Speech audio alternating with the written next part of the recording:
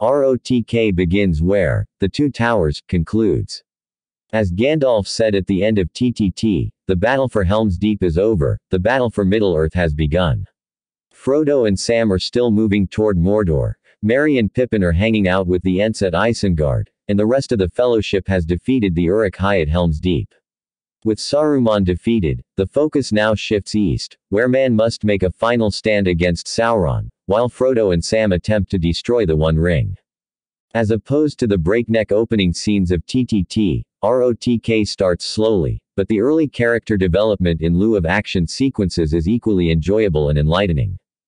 Thank goodness for the deliberate beginning though, because if the intensity of the latter two-thirds of the film lasted for the full running time, paramedics would have been required on site to assist with heart failures and burst blood vessels, inevitable side effects of the remarkable tension that director Peter Jackson creates. Speaking of Jackson, let's hear it for him and his crew. Pause for standing ovation. That crew has once again created a mythical world without a trace of fictitiousness. Through the jaw-dropping visualization of massive battles, fortresses, monsters, and more, the cinematography and effects uphold and improve the standards set by the predecessors. Gollum now has more to work with as an actor, and the digital whiz kids step up to the challenge, blending him into the shots perfectly, particularly in a brilliant reflection scene. More sweeping battle scenes and more gorgeous landscapes are among the stellar shots lensed by Andrew Lesnie. The first shot of Minas Tirith stands to be my movie moment of the year. It will absolutely take your breath away. But the beauty lies in the fact that you scarcely know the difference between beautiful reality and equally natural effects. Outside of a couple apparent blue screen shots, I never once doubted the veracity of the world of Middle-earth. Considering the enormity of that task, those at Weta Workshop who dazzled us with their talent deserve every award they get over the next couple months. On the musical front, Howard Shore is back as composer, and his work shines as never before. He provides grand and booming orchestral sounds when battles require them, yet still manages to evoke emotion without lapsing into melodrama during poignant scenes. Mixing and tweaking familiar themes with new melodies, Shore literally hits all the right notes. For the audience, picking out recognizable themes, such that of Rohan or the Fellowship, and hearing how Shore has kicked them into a minor key or altered those last two notes is a thrill. His score is a joy to listen to, both as it seamlessly meshes with the film and on its own. Perhaps there can be no higher compliment.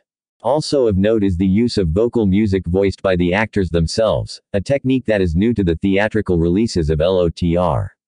Of the two songs, I must mention the first one, which is utilized to stunning maximum effect. In a remarkable scene reminiscent of The Godfather, the song is sung over a scene that cuts between a character who made a decision and the grim consequences of that choice.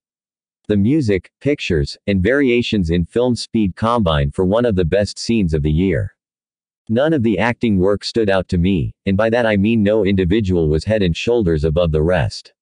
I could still make a legitimate Oscar case for at least 4 cast members: Aston, McKellen, Mortensen, Wood, which is a tribute to the overall strength of the ensemble cast. Everyone fits into and builds upon their roles so very well, and the camaraderie that I've seen glimpses of behind the scenes carries over wonderfully. The acting serves as a means rather than an end. Allah, Band of Brothers, the combined 10 hours of film allow time for the characters to be developed and known, an advantage fully used in ROTK, which has more fulfilling scenes packed with emotion where we see decisions being made. Those scenes are what elevate this film to another level. On top of the nonpareil action sequences that shame other epics, it has a human soul, one that comes to the fore in the final act, when the friendships that have been established take center stage. To me, friendship is the core theme of LOTR, and thanks to the fabulous acting of all participants, that theme is displayed in all its glory in ROTK. Warning. The next paragraph discusses the closing scenes. In an unusual but welcome departure from the cinematic norm, the denouement of ROTK lasts a good 20 minutes after the climax. Too many movies, like Matrix Revolutions, wrap too quickly, leaving fates either unresolved or resolved, but sloppily and unsatisfactorily. Others, such as Pirates of the Caribbean, do have an extended ending but don't require one and thus fill it with fluff. Here we find a perfect meaning. Considering that Jackson and company have over 10 hours of film and numerous character arcs to wrap up, 20 minutes is probably the minimum required to let the audience absorb all that has happened. After 3 or 4 possible endpoints, each of which concludes various stories, Sam returns to the Shire and enters his home, closing the door on both the camera and the trilogy.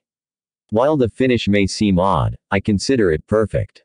Sam has just come to the end of a fantastic adventure, a journey mirrored by that of the audience. The ending leaves each party back where they began, in a satisfying yet admittedly bittersweet manner. Like it or not, I'm back. End of major spoilers. Is this film perfect? Probably not. Sure, certain characters like Dinehor could have been developed more.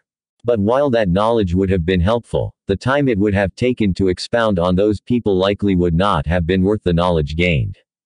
There are a handful of other cardinal sins, such as scarcely showing the ultimate villain and Arwen's near-random appearances. But most of those trace back to the original books, not to errors by Peter Jackson.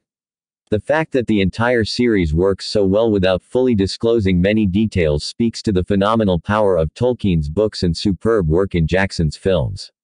The bottom line is that nobody cares about the flaws because they're entranced by the literary and cinematic magic on display. Bottom line, ROTK, the greatest final film in a trilogy of all time, go ahead. Name a better one. Culminates the best overall film trilogy ever, 10 hours of film that transcend the medium.